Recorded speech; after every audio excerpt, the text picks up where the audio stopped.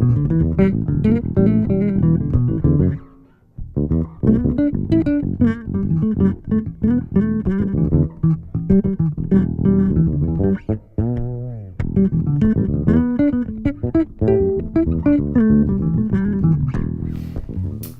guys, how you doing? This is Craig here from Bass Lessons Melbourne, and today I'm joined by Mr. Neil Kennedy. So Neil, it's really great to have you around. Nice to meet you. I appreciate you coming and bringing some of your instruments as well, which we will definitely get to talk about very soon.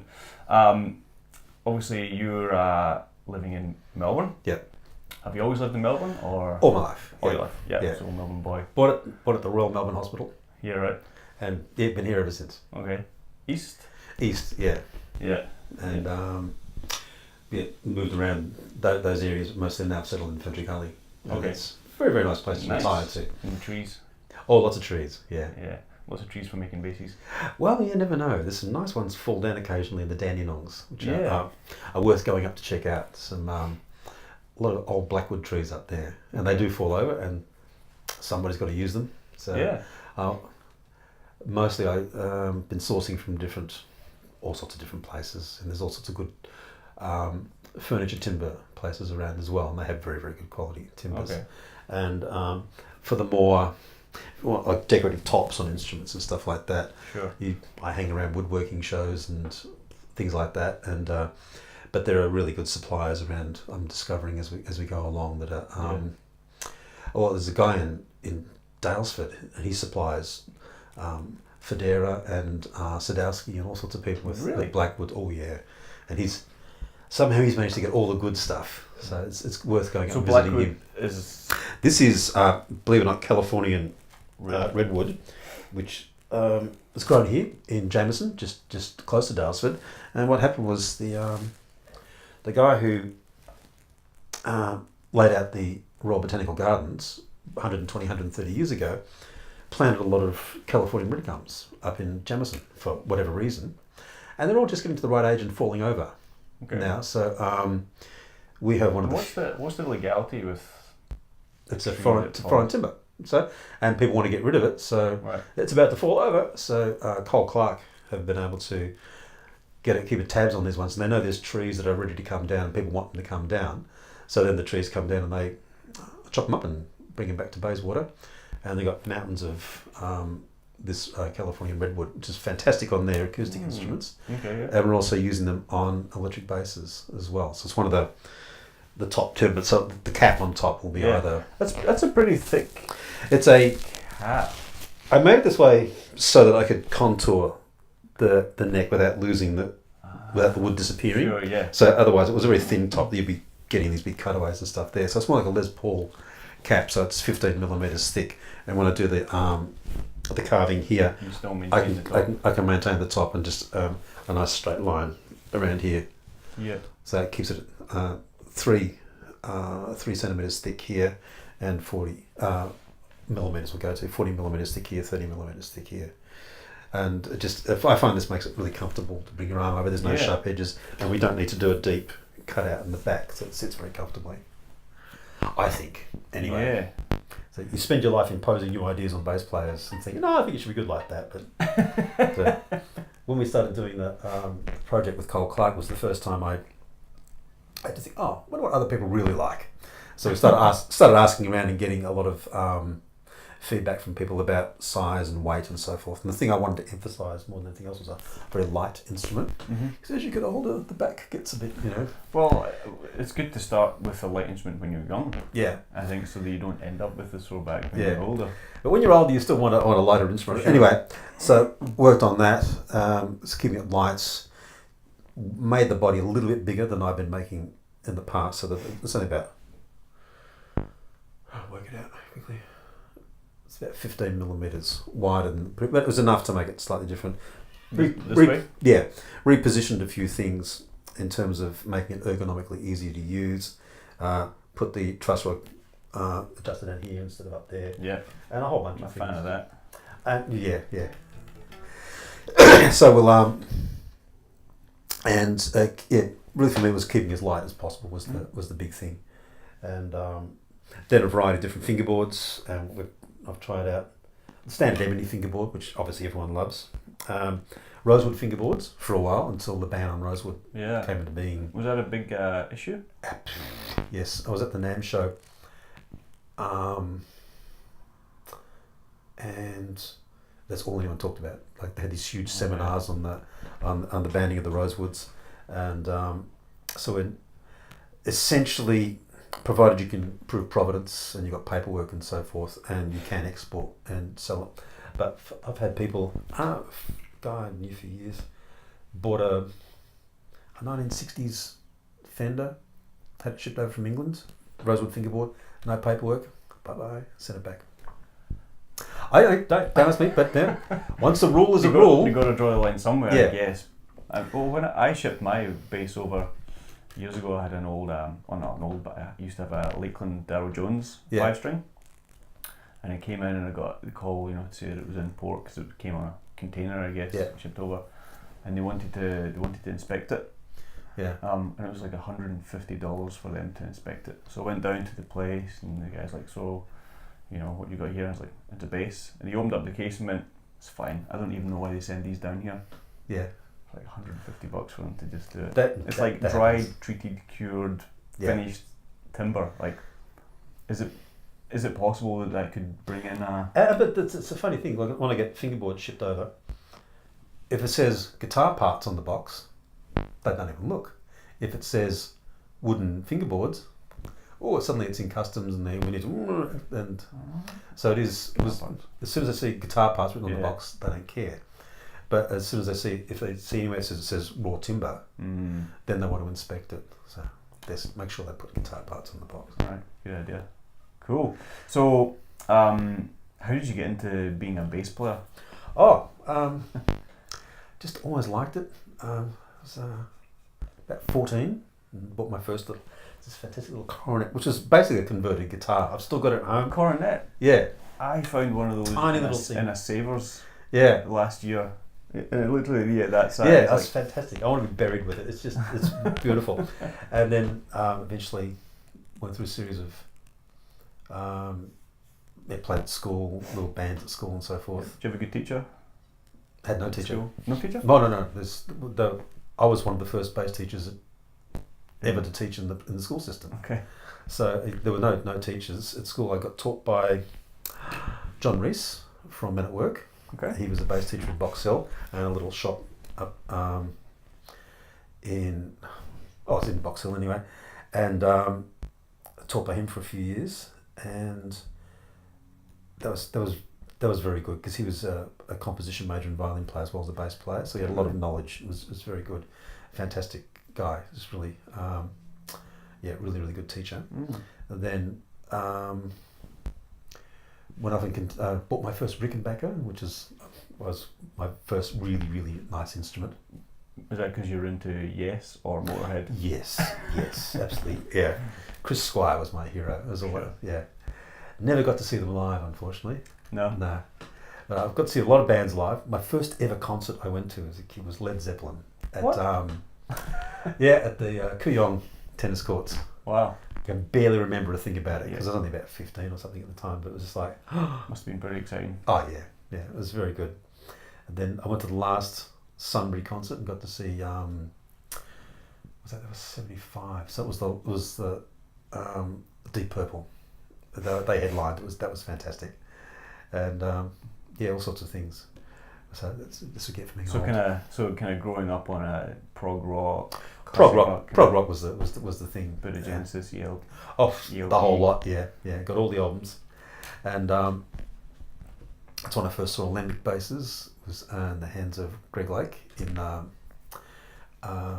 ELP, and they're nice. And being I had at the time I had a Maton JB4. I was just studying at that time at Melbourne State College, and I fell in love with the idea of wouldn't it be nice if we just bit there and change that little bit. And so the seeds was so I built my first bass, which is essentially a bit of a cross between a Maton JB4 and an alembic. And the JB4, is that jazz bass 4 or what?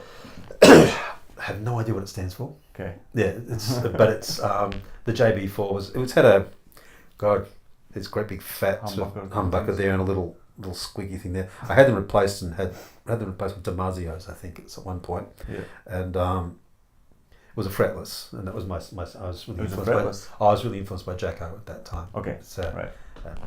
As we all were. And still are. I've made it a policy never to learn to play Donnelly all the way through. I've learned bits of it and so forth. That's my excuse as well. But I never.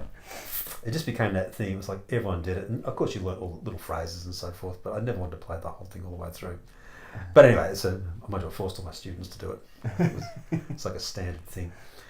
But yes, I was very, very much influenced by him, and then I started building my first lot of instruments as a project in my 3rd or 4th year at uni, because I had big workshops and stuff there. And what were you studying at uni? A degree in music education. Okay. And then so I built the first 5 instruments, just mucking around with different construction types and so forth. I mean, it's even nowadays with the wealth of knowledge and the easy access we have to it, like undertaking building instruments still a bit of you gotta know what you're doing. Like I asked lots of people lots of very annoying questions. Yeah. But the good thing was everyone was happy, to help you out and so forth. And sure.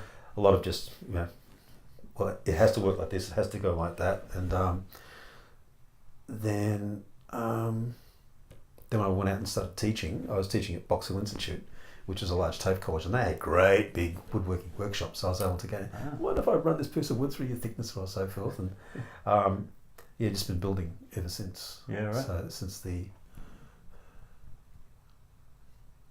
82, 83, and haven't stopped. So I did a lot of projects at Box Hill with students, and I helped them build a lot of instruments, and all the time still teaching and playing. Mm-hmm. And then it just became more involved in the instrument design and building side of it. I did and recording, because all my postgraduate studies were all in recording technology and computer programming and God knows what. But still, the main thing I'm really enjoying is this now. Playing if I can, but not a lot, but mostly building and designing, and it's good fun. You've obviously seen, you talked about seeing Olympic and Rickenbacker. I mean, we were talking earlier on about how the industry and the technology in bass building has just, over the last 35 years, has changed incredibly, but at the same time, not. Well, you were saying how you were aiming to get your pickups in like P bass and 60s and 70s position, which is... Mr. Fender got it right, I think. He did a very, very good job. Yeah. And also, partly, the pickup position has become part of the sound of the instrument. So, sure, you can move them to different places, but the established sound of what we listen for in a bass is going to be either a P bass or a J bass kind of position. Exactly. And when you move them around, it's a different sound, but it's a different sound. And is that the sound that you have in your head when you think of bass? Or, if not, cool. And if there's a logical reason to move it because in your head you hear a different sound, that makes sense. But just, you've got an established sound, the pickup positions blend really well. There was a lot of thought went into that. When they moved it to the 70s position, it was a bit of a daft idea. It was just cosmetic, so the pickup sat more underneath the ashtray that sat over the top. Because you look at all the 60s ones, you can just see the pickup just poking through. Yeah. And the 70s ones, it's hidden back. Okay. Purely aesthetic. It moved it 10 millimeters back. I had no idea. There you go. And but it changed the sound quite a bit. So all the Marcus... Then that became... Yeah. And then the Marcus Miller basses all have the 70s position pickups because that's it. But most of them are now gone back to the 60s position because that's the Jacko sound. That's that J bass back pickup position. And it's a little bit warmer, a little bit fatter. Back here in the 70s position, it's a bit harsher. Yeah. Blends differently. Yeah. I mean, my F bass is 70s pickup position. Yeah. I've played the same thing, F bass VF5 with 60s pickup with Alder and Rosewood. Yeah. And that's ash maple, so the kind of classic 70s Marcus jazz bass thing. And it's back pickup. I much prefer a 60s position back pickup sound than 70s. But for the slap thing, I think I'm a 70s. And look, it's fine. Yeah. That's everyone's got a sound in their head too, and you hear so many different people. and their slap sounds are so different, but they all work. And you look at Larry Graham's sound that he gets, and that's a sound that would be different today than you hear Stanley Clarke's sound. Yeah, that limbic. And then but that's also a short scale, because he was a 30.75 inch scale. The Olympics? Stanley Clarke's Olympics were. Right. Because he started off on a Gibson, and that was his first bass. When Olympic built him his first bass, they just copied the scale length of the Gibson. So it's got a very short scale, and the strings are a lot looser. So when you hear the sound, it's the sound of that lesser tension on the string, plus the pickups and everything else. But sure. All his sound is that it's a short scale instrument, lower tension on the strings, and the classic Olympic EQ system and pickups, which are very, very good. Yeah. But that's where that comes from. And the guy's like 9 feet tall, and it looks like he's playing guitar, because it's a short. It's about there. Yeah. But easier to get around on. Oh yeah, but when you pick, less tension on the string, so he can play a lot of he plays a lot of Spanish flamenco things and so forth, which work well on the shorter scale length, because you can play that and you get that different that different sound. And plus you can also, when you dig in, it's a totally different sound because of the tension and looseness on the strings. You get almost like a slap sound, and it's even more than that. Because of the lower tension. So a lot of his sound sounds like he's slapping. He's actually just pounding the strings. It's a totally unique thing, and it's come from the fact that he plays an instrument that's quite different. Interesting. Yeah, a lot of the tones and sounds that we think of as being iconic have come around because of choices by builders. Yeah, maybe more so than. That was interesting. So a lot of builders, when we went to extended range basses, and we have these wider string spacings, resisted the idea of making the fingerboards wider. So Anthony Jackson, who came up with the concept of the first 6-string bass, had quite a few built for him by different people, and couldn't get them to build it the way he wanted to. Oh, with a wider neck? Yeah. And the first guy who did it for him was Ken Smith. And and he was the first one, okay, I'll do what you want. And he made this wider instrument, which had 19mm string spacing, which is, up until then, they're all doing like 16mm, even narrower, because they couldn't get their head around the fact you might want that wider fingerboard. They thought it was difficult to get across. Yeah. Obviously, technique develops around it. And so Ken Smith was the first guy who would make him an instrument exactly to his specifications, except apparently he wanted a 1/2-inch ebony fingerboard, which is like a huge slab of ebony on it. So that must have been so heavy. Thinner neck, yeah. And so he changed it a little bit from Anthony Jackson's specifications, and he went to an 18mm string spacing, which is what I'm using here, for example. Okay. Slightly narrower than the 19. It's very hard to tell the difference, but it just makes it a little bit more ergonomic to get across. Yeah. And what's your, kind of out of the blue, but just thinking about fingerboards and stuff, like, what's your take on radius? Okay. I use on mine a compound radius, which is 12-inch to 18-inch, so it's quite a flat. 12 inches is perfect. Look at it, but you would go. I do prefer a flatter fingerboard. Yeah. And that's just, again, personal taste. The compound radius is just compound radius versus a conical radius is cylindrical radius is almost moot, because when you get the radius so wide, it doesn't make a lot of difference. But mathematically, you look at it, well, it makes sense for it to be a compound radius because the strings expand. So sure. But in reality, it only makes a difference if you're doing lots of bending, and that's on guitars. Okay. So if you're doing that sort of thing on a cylindrical radius, you'll get a bit of buzz out of that on a guitar in particular. Sure. So it doesn't. Whether it's a compound radius or not, I don't think makes a lot of difference. It's actually easier for me, to work to a compound radius. Interesting, because I think my F bass is 10 to 14. Yeah. And what I found is down at the nut is it's got more of that jazz bass. Yeah. Where you can actually, it feels more curved. 7.5-inch radius, I think, on the jazz basses. Yeah. Yeah, and then up the top it's that little bit flatter. So maybe when you go for the smaller radius, it makes a difference down here to how it feels, because it's more curved. it's why it was curved in the first place was to make it easy to bend and so forth, because all the original guitars and so forth were flat fingerboards. I guess you look at all the Spanish. So it came from that the classical guitars were flat, and then at some point, because of the bending and so forth that was happening, and because of the comfort, the way the finger falls across the radius, finger to have a little bit it gives it, under here. Yeah. And so they would have based it on that. As the neck gets wider, and we're not playing chords down here, so we don't need to worry about that. Most bass manufacturers, I think, are going for a flatter, at least 12-inch radius. Okay. And on the Cole Clarks will be a 12-inch radius cylindrical all the way along, and they're set up for that, and it works fine. It's perfect. It's just I actually find it easier to do a compound radius because I do it by hand. It's easier for me to do a compound radius than to do a cylindrical radius. So, really? It's just the way I make them. So yeah. But either way, it doesn't make a lot of difference, I don't think. And when you dress the frets anyway, you dress to a straight line anyway. So you inherently work a bit of a compound radius into it by the fact that you dress the frets and you set up the straight edge along that. So whether the fingerboard's a 12-inch radius or not, you'll eventually wind up with a sort of a compound radius anyway, because of the way you set up the frets. Yeah, right. Yeah. Interesting. There's obviously a huge amount of maths involved in building an instrument, and I've definitely played instruments where I'm not going to name any brands or whatever, where it's just like, this is mathematically or scientifically the best way that this should be.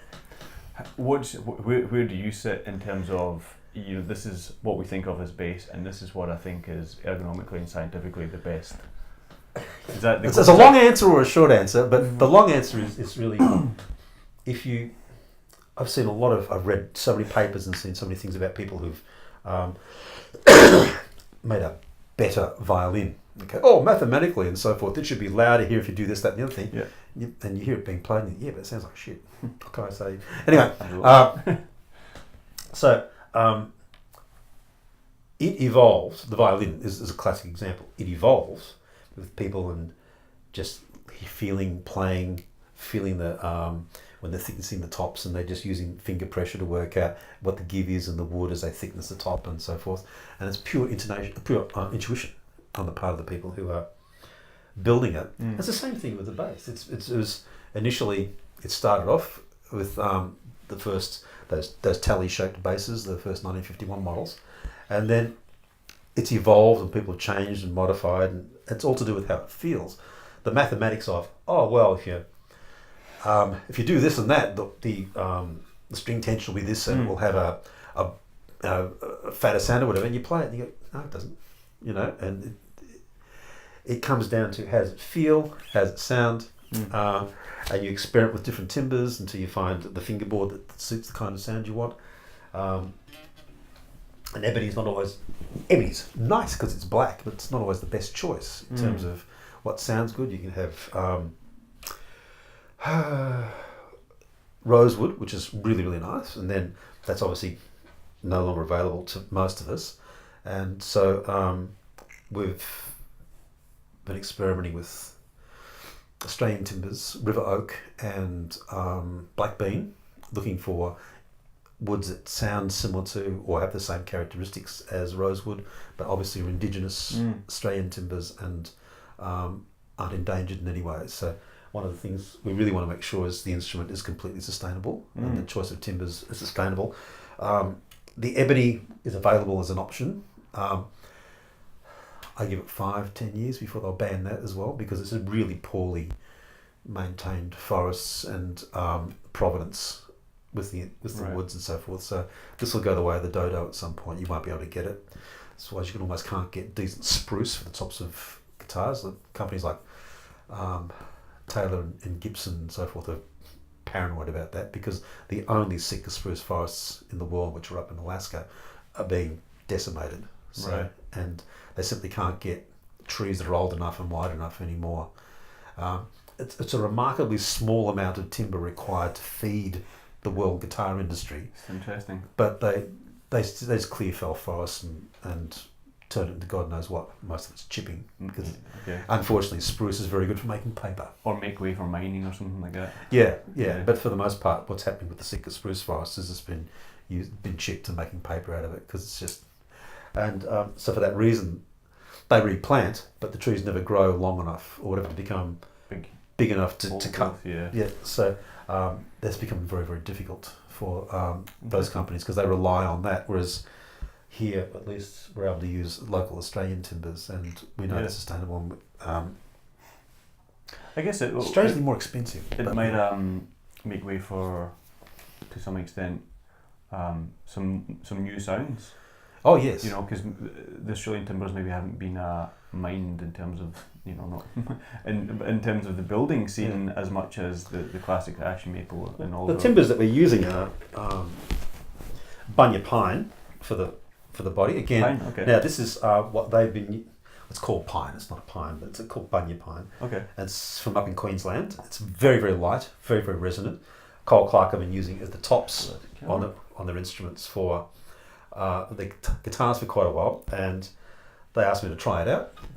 So I tried it out and I was like, wow. So you're using this for tops and you're using it for the body? I'm using it for the body, yeah. Same idea for the resonance? And Queensland maple for the neck, which is everyone who's tried them has gone, wow, that's absolutely fantastic. Right, okay. Different sound, slightly rounder, a little bit more mellow than... I've got one American maple neck over there I tried when I was doing the prototypes. But everyone who played it just went, yeah, we love the Queensland maple. So it's a much... I'd say the the American maple's a bit tighter and punchier, but this is a rounder, warmer sound. And but the choice of pickups, you get a very punchy sound. And then this in combination with maybe like an ebony fingerboard. Yeah, and it's a combination. Yeah. So these will come with the standard fingerboard will be a river oak, sorry. River oak. Okay. And then which is a type of she oak, and then the necks are all carbon fibre reinforced and stainless steel truss rods and all that sort of stuff. Dual action, one way? Dual action, yeah. Because we try to set them up so there's a natural back bow, so that when it comes up to tension, you're just using the truss rod just to trim it, rather than huge amounts of tension on the truss rod to pull the neck back. Yeah. And that works very nicely. So what are some of you reckon the key influences that have affected your building? Oh. In terms of who have been stealing ideas from? Those people. That's a euphemistic way of putting it. My first big influence was Alembic. I just love the look of them. I like the multi.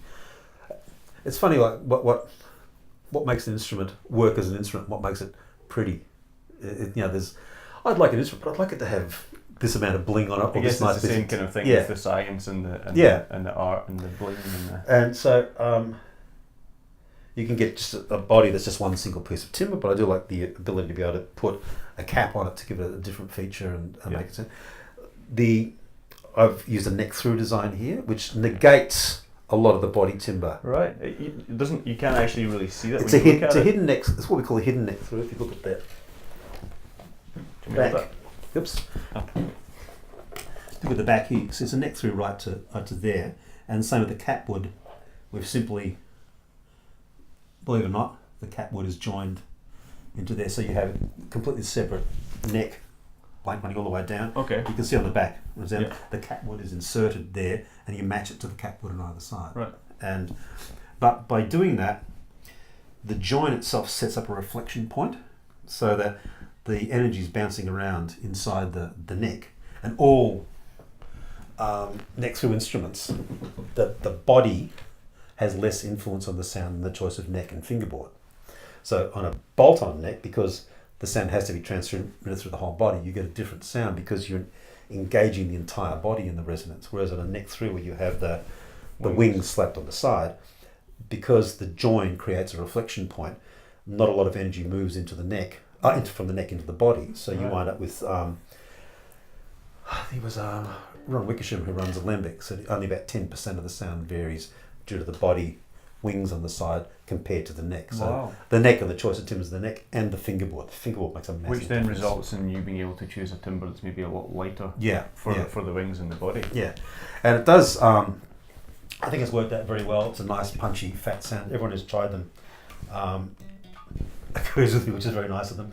But because it's like I said, it's one of those things where I've spent my life building one-off instruments for people, and sort of forcing my ideas on them.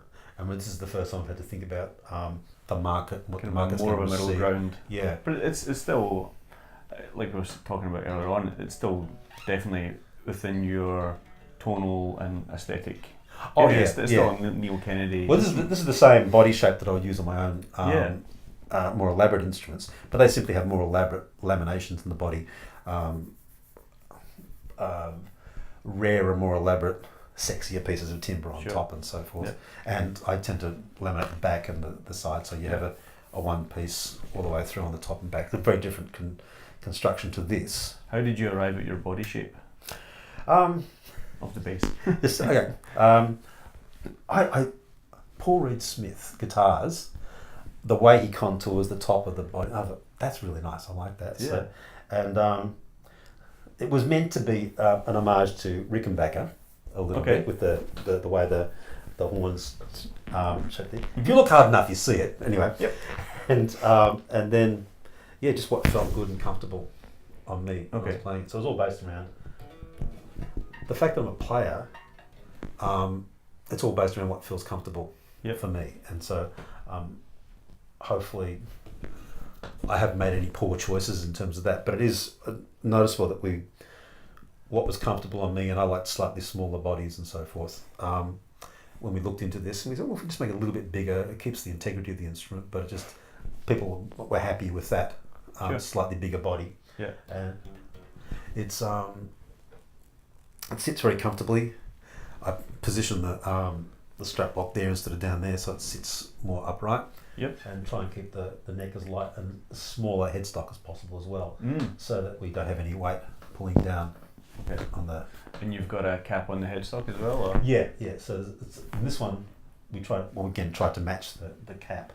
To the because a big feature of the the red gum, red wood, is the sapwood, which is the bit that's toward the outside of the tree, and the core wood, which is towards the inside of the tree. If you cut it, and you can get that feature of the sapwood coming through. What they do on the guitars, acoustic guitars, they reverse it so the sapwood runs down the centre. And I've just kept this with the sapwood running down the sides like that, so you can see that change. It's remarkable with different kinds of timbers, like all walnut grown in this country is European walnut grafted into an American walnut rootstock, because it's a hardier rootstock, and you can see the graft point, and sometimes you get a beautiful cut where you can see the graft point running through the timber and the base. I've done a few like this, and you can see the American walnut down there and the European walnut up there. Really? It's fantastic to see. It's nice when you see nature. And look, it is. You can do some fantastic paint jobs and so forth, but the natural, the timber is just beautiful. So the instruments that are going to be coming out with painted tops, what will there'll be there's Queensland maple silkwood, which is a different species to the Queensland maple that we use. That's some really, really beautifully highly figured stuff, but it's a fairly light colour. So we're going to do different fade finishes on them, from a red, a blue, and a green. And you can see the figure. The idea is translucent, so it starts black there, and then you see this beautiful translucent to red or green. And the wood comes through beautifully. Nice. It's fantastic. And so Paul, the guy who runs the paint shop at Cold Clark, genius, absolutely fantastic. Yes. Hi, Paul. So, but it was very, very. His paintwork's absolutely beautiful. So. But they all have a nitrocellulose finish on them. And these do? These are nitrocellulose. Mine, on my handmade ones, I'll use oiled and then rubbed on gel varnish. That it's a beautiful finish. It's fantastic, but it takes days and days and days. And whereas they can do 5 coats of nitrocellulose in a couple of hours. And it's a beautiful finish, and it comes up beautifully. It's a nice mix between gloss and matte. Oops. So yeah, and we're talking about this is the fingerboards. Ask questions, I suppose. Brass nut. Brass nut, yes. What was your journey with that? And zero fret. I mean, I've seen. Okay, yeah. Zero frets brass nut. Some people are like it has to have a zero fret. MTD. I think, are zero frets. The zero fret makes a lot of sense when you think about it, but once you've got a nut set up properly, it doesn't make any difference as far as I'm concerned. What is the thinking behind the zero fret?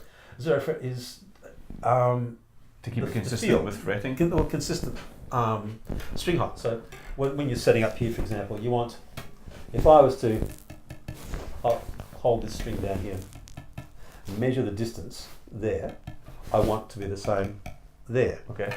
So the idea of the zero fret is you don't have to think about that. You just stick a zero fret on, your action will be totally consistent and your fret heights will be exactly the same all the way along. Okay. But once you set up, it's a bit more of a pain to put in a zero fret. It's a little bit more work. Whereas once you get a nut on it and you set the height of the nut properly and you get those distances to be the same, what's the difference? That's never going to move. A brass nut is never going to wear away. Yeah. And it's I can see if you're doing a compensated like a Buzz Featon for intonation's sake. For intonation's sake, you see the nuts they build on. You've seen the Music Man nuts, and they're all cut in different lengths and so forth to compensate. And much harder to do on a zero fret, although some people do, and they have to change the angling of the zero fret. Yeah. But it's much easier just with the nut. And the brass nut is, everyone likes a brass nut. It's another, but it was based on, what do you think we should put on this? What do people really like? And everyone comments on the fact that it's a brass nut. But seriously, as soon as you do that, exactly, it's taken out of the equation. Yeah. So I've tried all sorts of different nut materials, and it makes a very, very little difference. And like I said, it's only an open string. And as soon as you fret a note, the nut material has become irrelevant in terms of tonal. It's purely a matter of how long it's going to last. And so the brass is just a good idea from the point of view of longevity, and it will last longer without having to be. And I guess it's a metallic substance which somewhat resembles but it really makes on the, for example, the fretless bass, I make the nuts out of the same material the fingerboard's made out of. Oh right, okay. So you look at double bass, it's exactly the same thing. They don't stick brass nuts on double basses, and mind you, that'd be huge. So it's a matter of I think in that particular instance, matching the sound of the open string to the sound of the material in the frets. But I mean, there are different fret materials out there, and so many different formulations of the fret material. But the fret material is usually at least 65% copper, and the same as brass is mostly copper anyway. So the brass and the frets do match all the way along. Bridge. The bridge this bridge here is a brass hip shot bridge. Okay.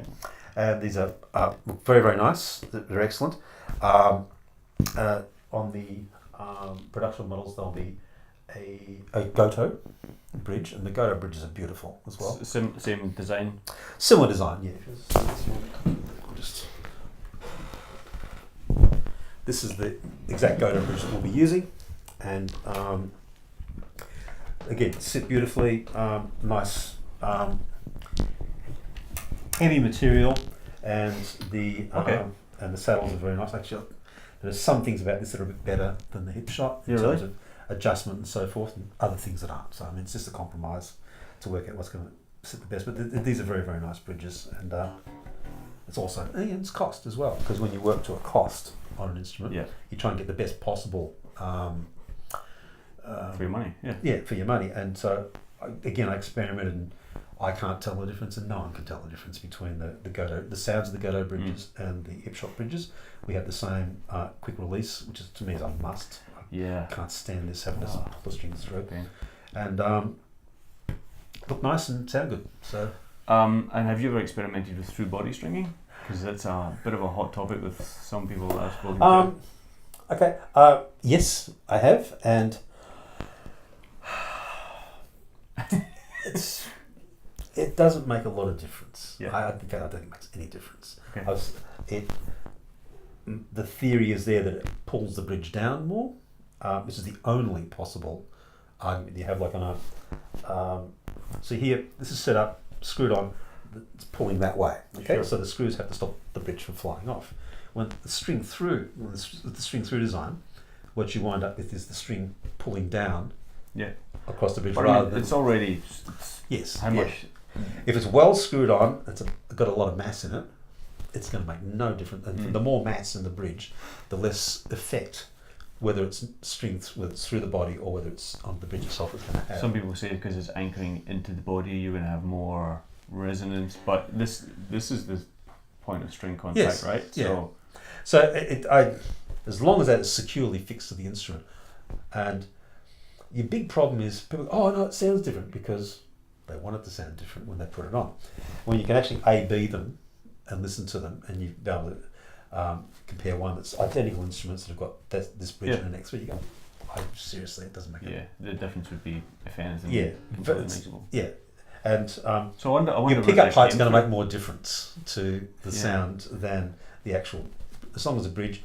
And it's one of those things too with light bridges and heavy bridges. So the heavier the bridge, the reflection of the energy backwards and forwards down the string is going to negate the sound of the body and anything else as well. The lighter ones, you can get nice aluminium versions of the and that means the body you get more of the sound of the body coming into it.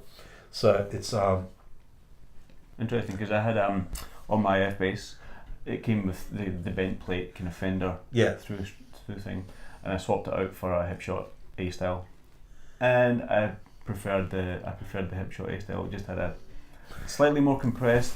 Well, that's because of the mass. More adjustability, because of the mass. Yeah, and so the mass. So I'm just going to just. The mass of the the mass of the bridge is going to determine how much engagement there is with the body. Okay, right. So again, it's simple. When you pluck a string, you see it. There's a pulse bouncing backwards and forwards down the string. It reflects off the bridge. Okay. The heavier the bridge, the less energy is going to be put into the body. So less energy is lost, more sustain. Okay. But the lighter the bridge will transmit energy into the body. Which more. isn't necessarily a bad thing. It's no. Yeah. And all those early Fender bridges that were quite light, they sound good. Yeah, we'd all have one of them. Yeah. So it's it's subtle, and I did experiment with both aluminium and brass bridges, and there was a subtle difference, but certainly not enough for me to go, oh wow, And I think the brass bridge gives it a slightly more sustain and a slightly brighter sound, which is going to be inherent, because your high frequencies, as you lose energy, your high frequencies will die away quicker than your lower frequencies. So a lighter bridge will give you a more mellow sound, because you'll lose the high frequencies more. You'll have the attack, but the high frequencies will die away quicker. Okay. Whereas on a brass bridge, it'll keep that brightness a bit longer and have more sustain. Fascinating. and hopefully people find I know. Look, but every single thing on the instrument, it's subtle. It makes just subtle differences. Like I said, your positioning of the heights of the pickups and it's a combination of everything, really, isn't it? It's not really like, oh, change out my bridge and I'll get this different sound. Anyone who thinks there's a magic pill you take and everything becomes better is wrong. It's just you subtly change this, you subtly change that. Yeah. Your choice of the string length, with your 35-inch scale length on the 5 strings, or 34-inch scale length on the 4 strings, makes a subtle difference. The carbon fibre in the neck makes a subtle difference. Neck's more stable, it's stiffer. Yeah. You want it with a much better energy conservation inside a stiffer neck. So it's really a whole combination of different things. And when you put them all together, you go, well, hopefully it works and hopefully it feels comfortable and people like to play it. Yeah. I've often seen think, this is massive 2-tech bridges. Have you seen those? Don't think so. It's about a kilo of, like, it's so heavy. Is that the one that build it into the body? Yeah, it goes right through the whole body. Now, the argument is, and because then you have literally 4 separate or 5 separate bridges all locked together, and their argument is it reduces crosstalk between the strings. So if I go that, then the other strings will ring, and that helps eliminate that. My argument is get a better technique. But or do we want that? Yeah, and so by doing that, particularly I think for people who play with a lot of fretwork and picks. Yeah. People use picks a lot. Tend not to mute as much, and so you'll find that might be an advantage for them. But seriously, the bass is so heavy, and it alters the sound quite a lot as well. Yeah. But for the most part, the idea of crosstalk to me is just there's your solution. I show you. Yeah. Strings. Have you gone on a string wormhole as well? Oh, I've tried everything so far. I've got to say, I think the best strings in the world are Fender. Right. And look, when you're setting up an instrument, and you notice always the G string's a bit shorter than the E string, when you use a set of Fender strings, you get a straight line. They've got everything worked out just beautifully in terms of the tension in the string and the material and so forth. It's fantastic. And so I've tried. Okay. And they're the new nickels or the? No, I always prefer nickel one. I don't like stainless steel. It's far too bright and ringy. But that's just personal preference on my part. That's not to do with anything with the strings. Then you have, I tried the Dario NY XL. Yep. They are very, very good. They're fantastic. And these ones are Elixir strings. Okay. These are a coated string. Yeah. But these are the ones we're going to be supplying the basses with, will be Elixirs. Oh, really? Look, they're very nice, very good. The coating, hopefully the strings will last long is the idea. Cool. And I'm quite happy with the sound of it. It works well, and 9 times out of 10 people are going to replace the strings anyway with what they prefer. Mm-hmm. So what you supply them with, as long as it's a good string. Yeah. But I do, after trying them all out, if I was on my high-end instruments, I would be always going, I'll put Federas on those because I just... Interesting. But the Cole Clark ones will have the Elixir strings on them, and they're great. Mm. Well, these are all... That one's not, but all the others are Elixirs at the moment. Yeah. Okay. Yeah. Do you want to stick on back in rack and talk us through the preamp and EQ setup on this guy? So that I picked up yesterday from the factory. That's the first... Sounds great. Yes, yep. That's the first run off the CNC machines and so forth. So you can see it's as rough as guts because I'm setting that up this weekend, putting strings on it to check that everything's in a straight line. So you can see the primary differences between my handmade ones. For example, they're going to be there's a headstock join there, which is on mine. It's hidden underneath laminations. But this is the Cole Clark headstock join, which we're going to use. It's brilliant. It's a Spanish. Looks really strong.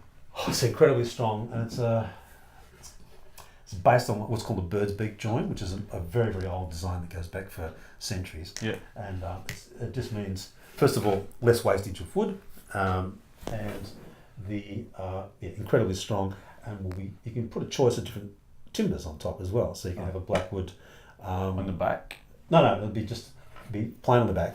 Yeah. But the whole thing will be made of blackwood, or the whole thing will be made of whatever. Yeah. So you can change the mass of the headstock as well.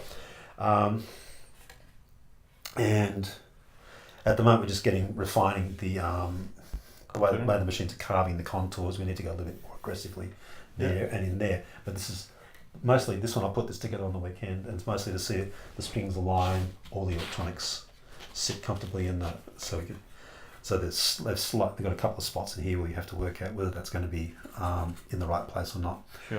And everything sits in there. So this will be the first factory produced prototype to get the actual construction right. So up until now, you've handmade all the... Yeah, all the prototypes have been handmade by me. I've had them finished at the factory because I don't do spray finishes, and their setup is much, much better for that. Yeah. And so we're also working out how much has to be hand carved, because some will have to be hand carved initially, and then some stuff will have to be but most will be done by the machine. Yeah. Cool. So this is this gets dressed up on the weekend, and we'll see that it all basically everything lines up and everything fits. And if then we work out how to change things. I'll have to go in and train some of the staff and how to carve certain spots. Do you reckon this will be? No, it'll be more like this. This is what we're going for. So it's a sort of a comfort thing, I find, when you hold the bass and you get that. There's a balance and a comfort. Right. point there, which I think is very, very... So you can either go like a complete carve out there or put a heel in. So you can have a heelless or a bass with a heel. And on these, I really prefer the heel. Yeah. It sits very nicely. Yeah. It's also the idea of the volute up there as well, which is on this one. It's in the same place. And so, it's a comfort point for me, is that you feel where the end of the neck is. It helps you find this volute, it's obviously your bird's beak neck joint there. Yeah, so it's got a volute in the same place. Yeah. It's just a matter it's a different joint system. Yeah. Cool. All right, well, talk us through your electronic choices. And okay, so it's an Angular OB3, OBP3 EQ on the inside, and that consists of treble, middle, and bass down here, and you have a push-pull here for the center frequency for the mid-range. That can be varied quite a lot depending on how you wire it up, but at the moment it's set to their preferred preset, which is 400 and 800, so 400, 800 center frequency. These are cut boost all? Yeah, so and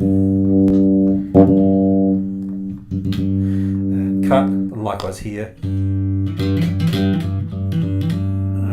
And the bass, very aggressive bass roll. Is that 60 or? They won't tell me. It's good enough for them, yes. Yeah. And I've got to say, I earlier this year I sat down in LA with their chief designer, and he knows his stuff very, very well. Yeah. I mean, they have to. I mean, how quickly the pickups and electronics have taken off. Yeah. They must have got it right. And so we have volume control, which has the active passive switch built into it. So passive, and it sounds exactly the same. So everything here is set flat. Yeah. And I like the fact that the volume. Yeah. So immediately, if your battery goes, and we've all had that happen, it's about to suddenly go to And you're running this on 18 volts? Yes. Yeah. I think it's just. It just sounds so much better. You can go. I first discovered this with a lot of EMG pickups. Mm-hmm. 9 volts, fine. As soon as you went to 18 volts, oh wow, you can go to 24 volts on EMG pickups. Just get your car battery into the gig. Well, the idea is that it's designed on a fan and power. So you just have a 1-2 step down on fan and power, and you can run an EMG set up off fan and power. Right. So, which is a very good idea. EBS amps used to be or are able to deliver phantom power. Yeah. Because their pedals, their little effects pedals, they can run phantom power from a jack. The way it's set up from the amp. Yeah, it should work. Yeah. Yeah. It's exactly the same. And so you have then your blend. Okay. There. And you've got here a passive tone control, standard Fender style passive tone control. Yeah.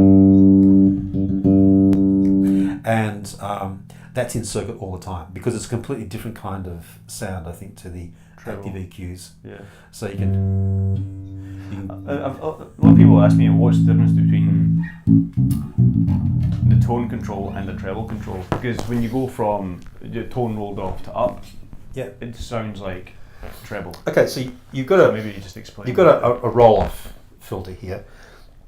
So all that happens is it gradually rolls off. You've got to just attach a capacitor to the output, and as you wind in the capacitance, it rolls off the higher frequencies. Depending on the value of the capacitor, then the starting point is different. Right. And do you know what it is on this?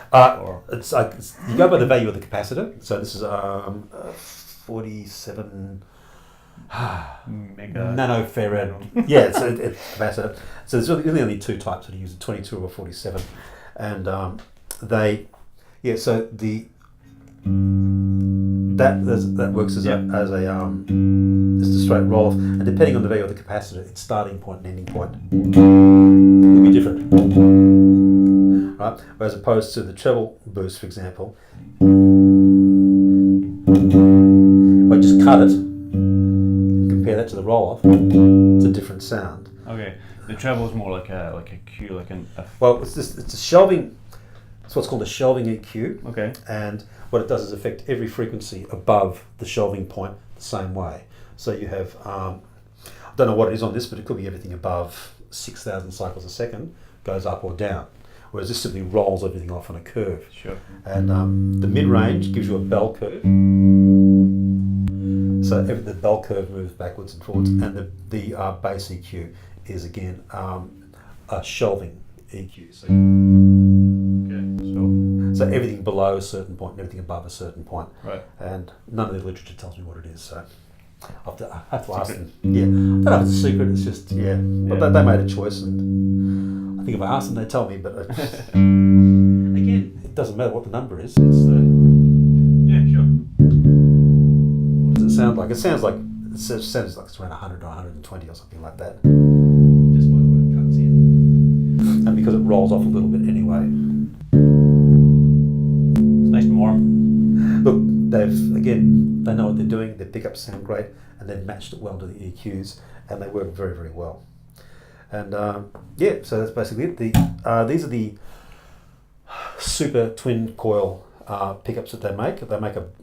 So these are basically 2 rows of J-bass pickups that they've wound together, and the other ones that we were tempted by were there's the bar magnet ones that they made, which were in a sealed one. I thought these sounded better, a little bit brighter, a little bit more attack on the sound, which was suited to this. I was very much one way or the other on them until I took it into a recording studio with the guy whose ears I respect, and he said he'd rather record with these than record with the other ones. Okay, yeah. That was the decision maker for me, and because they were similar in sound, but slightly different colour, but it was still that Aguilar sound, and so these just had that slight edge, slightly more attack, which just felt a bit better. It's that little attack edge that gives it the cut, particularly in recording. It's really important. Yeah. So hopefully, all going well, you'll be taking the first run to NAM? First run goes to NAM. We'll be taking somewhere between 8 and 12 instruments, plus several of my higher end instruments as a comparison, so people can see sort of the lineage of the development of the instruments, and hopefully sell a few. And then I think they'll stay in America. They may not. I'm not quite sure what they're doing. It's up to the company. And then when we come back, we'll have the orders from the American. We've already got orders for about 60 or 70 from Australia, France, Germany, and England, I think. And we've also and then we're hoping to get build up to 100 for orders from America, from NAM, and then start the first run, and then hopefully take off from the skies a little bit. Yeah. So, when do you reckon people could rock into a shop in Melbourne and April? And try what we're promised is April. April, yeah. And are you able to talk about pricing points? Or? Oh, okay. It may change. Okay, but sure. For example, if you want to hold that. Yep. This one, 4-string Blackwood top, $29.95. It's going to be fretless or fretted. Doesn't matter. Yeah. I love the way people charge you more money for not putting frets in. If you've ever fitted frets to a bass, I don't have to put frets in it. Yeah. I should give you a discount. But so it'll be that, which means, and again the recommended retail, which means the street price we're thinking is $2,400-$2,500, which is very competitive, and I think it's very, very good. And so this will be one of the more expensive ones because it's 5-string and it's got the more expensive top wood. Okay, so you're going to have a bunch of options, top woods, and so fingerboard. Ebony, fingerboard, blah, blah, blah. This will be about $3,600. And again, its street price will be around about just below 3. Yeah, hopefully. Yeah. But again, because this is a more expensive timber, ebony's more expensive, and it's 5-string. So this would be the top of the range, and this would be the sort of, not so much the bottom of the range, but this is like the, so the Blackwood is the I love that top. Oh, this is particularly nice. I'd be charging you more for this because it's spalted. But but the Blackwood will be the basic entry level one, on 4-string it'll be $29.95. Yeah, excellent. And they'll be in like bass center and I'm not up on all the people who are going to carry it, but we know there's great. Yeah, awesome. Well, I'm sure people are going to love them. They sound great. They play great. You've had a lovely experience. You know what you do, and then you've partnered up with a great company. So they're Australian. They're Australian. It's Australian. You've got to leave the L out. So anyway, it works. And I like the fact that they're all indigenous Australian timbers, except for the ebony. This will be standard with a Gidgee fingerboard on a fretless, which is hard as a rock. Yep. So it's harder than ebony. And then the ebony will be an option. And again, I don't know how much extra it's going to be, but the ebony will be an option. And I think the Gidgee is actually slightly darker and throatier sound than the ebony. It's but it'll only be an option on the fretless. But we'll have river oak, hopefully black bean, which is a lovely timber, and the ebony with the options on the fretters. So no white timbers? The river oak varies a lot and can be white, and I didn't bring. Oh, there we go. That's the white. Oh, on the cut? On the white base over there. Right, okay. That is, this is the black bean, which is beautiful. I really, really like this. Black bean. So this is, the fingerboard is black bean. Right, okay. So, and this is very, very attractive. Wow. It sounds great. It's very, very nice. And I think the machine must have torn that up a little bit. So anyway, first run. Anyway. Cool. Yes. All right. No worries. Awesome, man. Thank you very much. Yeah, thanks for coming round. Neil Kennedy, everybody.